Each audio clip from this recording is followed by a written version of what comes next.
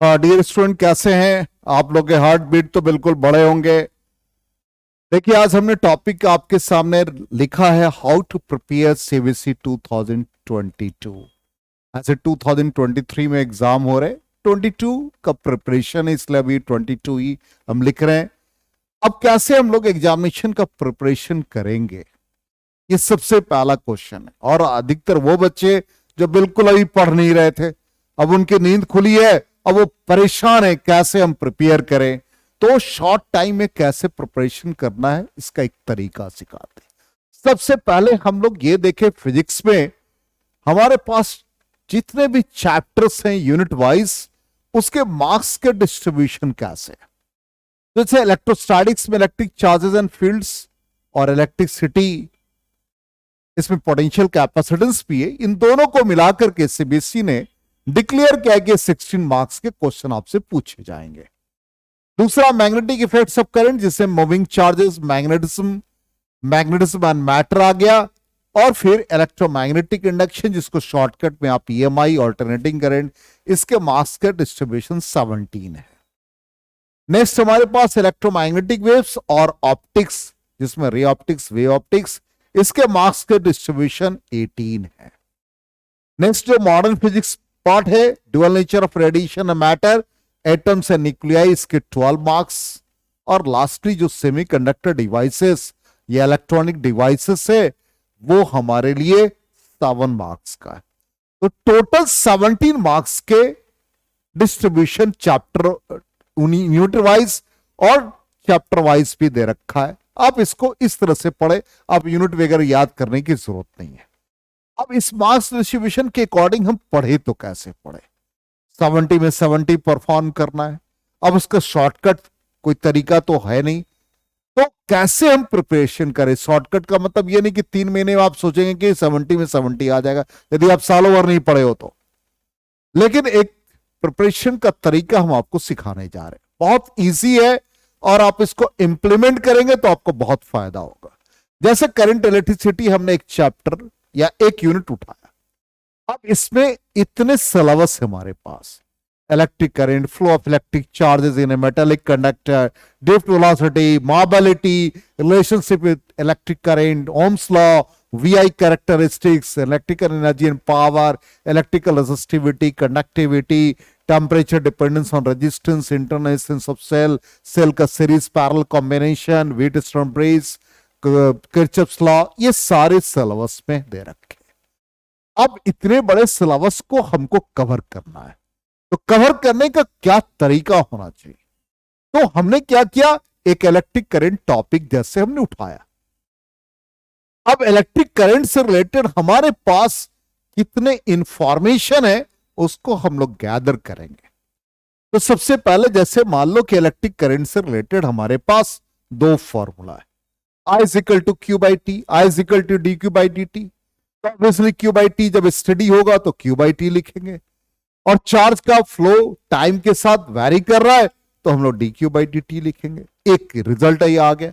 अब दूसरा रिजल्ट है कि ग्राफ इसका कैसा है, तो यहां पर ग्राफ हमने रिप्रेजेंट कर लिया। ये ग्राफ क्या है, स्टडी है। ये ग्राफ क्या है, वेरिएबल है। इसका मतलब यहां पर मैग्नीट्यूड चेंज कर रहा, डायरेक्शन रिवर्स नहीं कर रहा, तो दोनों हमारे डीसी के ग्राफ हो गए। एक को हम लोगों ने यहां पर क्या कह दिया, स्टडी डायरेक्ट करंट का, एक का नाम क्या कह दिया, वेरिएबल डायरेक्ट करंट। अब ऐसा यदि मैग्नीट्यूड टाइम के साथ चेंज कर रहा और डायरेक्शन भी रिवर्स हो रहा पीरियोडिकली, तो इसका नाम ऑल्टरनेटिंग करंट। तो सिंपली ग्राफ को भी हम लोगों ने एक जगह इकट्ठा कर लिया। देखिए कितना क्विक रिजल्ट हमको मिल गया। रिजल्ट यदि आपको तैयार होगा तो इससे रिलेटेड आप बहुत सारे क्वेश्चंस को कर सकते हो। अब इलेक्ट्रिक करंट हमने पहला टॉपिक उठाया। दूसरा टॉपिक हमारा क्या है, इस टॉपिक को देख लेते हैं। दूसरा है drift velocity, mobility, relationship between current. अब इससे रिलेटेड हम लोग फॉर्मूला को एक जगह इकट्ठा कर लेंगे। तो ड्रिफ्ट वेलोसिटी को रिलैक्सेशन टाइम के रिस्पेक्ट में, इलेक्ट्रिक फील्ड के रिस्पेक्ट में, पोटेंशियल के रिस्पेक्ट में एक जगह इकट्ठा कर लिया। फिर दूसरा हमारा करंट के साथ रिलेशन, ये लिख लिया। तीसरे सेगमेंट में हम आ जाए, करंट को हम लोगों ने लिखा पोटेंशियल बाय रेजिस्टेंस, रेजिस्टेंस का वैल्यू डाल दिया rho L by A, drift velocity potential से रिलेटेड भी आ गया और यहां पर करंट से रिलेटेड भी आ गया, ये रिजल्ट आ गया। अब यहां पर करंट डेंसिटी के साथ इसको कोरिलेट कर दोगे तो J is equal to I by A, तो यहां पर I करंट का वैल्यू ड्रिफ्ट वेलोसिटी के टर्म में लिख देंगे, एरिया एरिया कैंसिल, तो नंबर डेंसिटी के फॉर्म में ड्रिफ्ट वेलोसिटी के टर्म में करंट डेंसिटी और फिर मोबिलिटी। अब इसी को हम लोग इलेक्ट्रॉन और होल के साथ भी लिख सकते हैं और टोटल नंबर करंट डेंसिटी को हम लोग लिख सकते हैं for charge carriers electrons and holes. तो इतना फॉर्मूला हम लोगों को एक जगह पर मिल गया और इस सारे फॉर्मूला को हम लोगों ने एक जगह गैदर कर लिया। अब इससे रिलेटेड हमारे जितने भी क्वेश्चंस आए हुए, इस सारे क्वेश्चंस को आप देखिएगा, बिल्कुल इसी से रिलेटेड सारा मिल जाएगा। तो ये तरीका है, इसमें आप क्विक रिवीजन कर सकते हैं। इसलिए हमने आपके सामने एक सैंपल, एक तरह का प्रिपरेशन का तरीका आपको बताया। अब इसी तरह से नेक्स्ट टॉपिक मान लो हमारा दे रहा है, suppose Ohm's law, resistivity, temperature dependence, बहुत सारी चीजें हैं।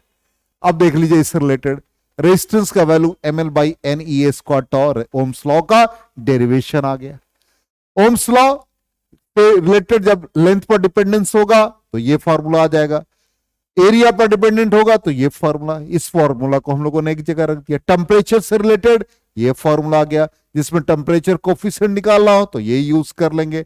अब रेजिस्टेंस टेम्परेचर डिपेंडेंस से, रेसिस्टिविटी टेम्परेचर डिपेंडेंस से, कंडक्टिविटी टेम्परेचर डिपेंडेंस से। तो इस तरह से सारे फॉर्मूला को आप एक जगह गैदर करोगे तो बहुत सारे प्रॉब्लम सॉल्व हो जाएंगे। तो 50% क्वेश्चन तो आपको, जो आपने रिजल्ट फॉर्मूला ग्राफ एक जगह इकट्ठा कर लिया, तो 35 to 40 मार्क्स तो इसमें आपको ऐसे ही आ गए।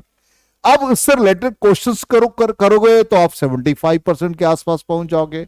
और थोड़ा सा डेरिवेशंस को तैयार कर लो और 10 साल के क्वेश्चंस को, 10 इयर्स के क्वेश्चंस को आप रिवाइज कर लो तो 100% आप परफॉर्म कर सकते हो। ये हमने आपको एक छोटा सा तरीका सिंपल बताया है, इससे आपको काफी फायदा होगा। बेस्ट ऑफ लक, ऐसे ही प्रिपरेशन करें और ऐसे ही हम आपके लिए वीडियो लाते रहेंगे। Thank you and good bye.